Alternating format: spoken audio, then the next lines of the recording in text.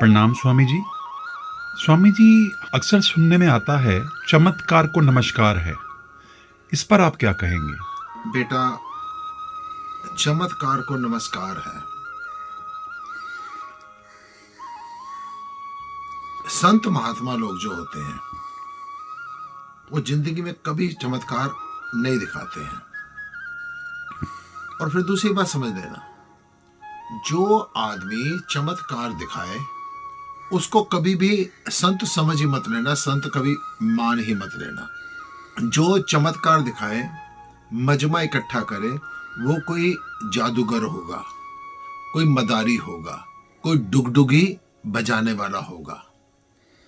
संत लोग तो वो दिव्य दृष्टि रखते हैं कि अगर उनके द्वारा कोई चमत्कार हो भी जाता है और संसार कहता है कि आपकी कृपा से ये सब काम हो गया, तो हमेशा कहते हैं परमात्मा की कृपा से, हमारी कृपा से नहीं। वो सब श्रेय भगवान को देते हैं। अब विचार कीजिए ना, गुरु नानक देव जी, उन्होंने कौन से चमत्कार दिखाए? लोगों को चमत्कार नजर आए, लोगों को, जिसको विश्वास होगा ना, उसको हर घटना में चमत्कार नजर आएगा। स्वामी विवेकानंद जी ने कौन सा चमत्कार दिखा दिया? और आज दुनिया है क्या? पहले चमत्कार के चक्कर में संतों के पीछे भागती है। मैं उनको संत भी नहीं कहूंगा, भ्रमित करने वाले लोगों के पीछे भागती है।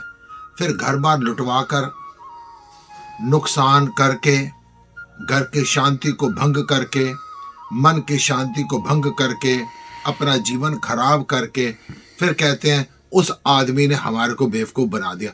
उसने बेवकूफ नहीं बना दिया, आप खुद बेवकूफ बनने के लिए उतावले थे। आप चमत्कारों के चक्कर पड़े। कभी जिंदगी में चमत्कार के चक्कर में नहीं पड़ना चाहिए। और चमत्कार परमात्मा के है। ये देखो ना, कितना बड़ा चमत्कार। कोरोना आया, पूरा विश्व लॉकडाउन हो गया, ये भगवान का चमत्कार। क्या कोई भूखा मरा? परमात्मा सबको देता है। संत महात्मा लोग हमेशा ज्ञान देते हैं, भजन करो, सिमरण करो, किसी भी चमत्कार के चक्कर में मत पड़ो। मेरे को एक आपकी बातों से एक बात याद आ गई।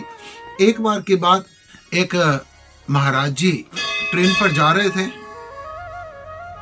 टिकट को दिखाने के विषय पर टीटी के साथ उनका विवाद हो गया। टीटी ने उनको ट्रेन से नीचे उतार दिया। अब ट्रेन चलने का टाइम हुआ तो ट्रेन चली नहीं।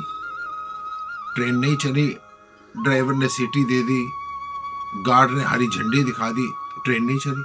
विवाद बढ़ गया, शोर बच गया, लोग इकट्ठे हो गए, ड्राइवर आ गया, गार्ड आ गया, सब उपाय कर लिए। ट्रेन, लोगों ने टीटी को बड़े अपशब्द कहे कि स्वामी जी को तूने अपशब्द कहे हैं, स्वामी जी के लिए तूने गलत बात कही है।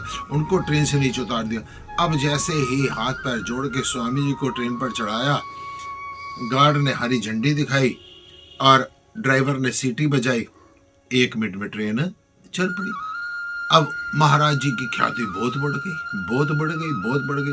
जब स्वामी जी की ख्याति बहुत बढ़ गई, लाखों शिष्य हो गए, आखिर तो सबने मरना ही मरना है। जब स्वामी जी के मरने का टाइम आया, मृत्यु पर उन्होंने अपने चंद चेलों से कहा कि बेटा, एक बात कहनी है, दिल पर बड़ा बोझ है। सब पास खड़े होते, स्वामी जी बताओ।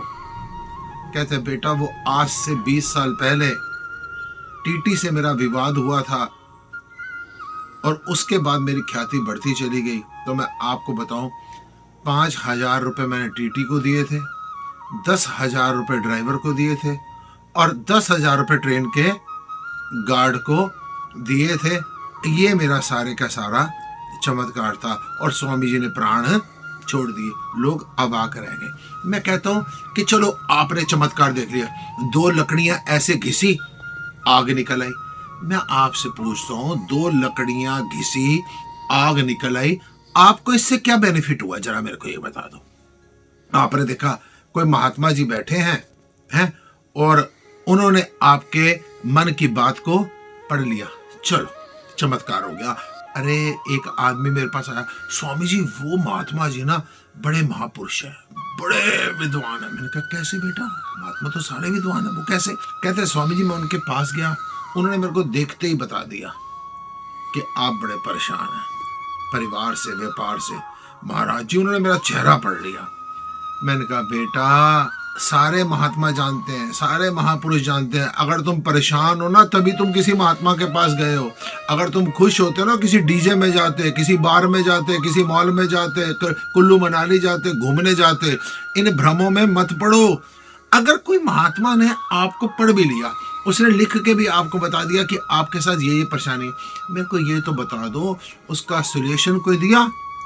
क्या परेशानियां खत्म की? क्या चिंता खत्म हुई?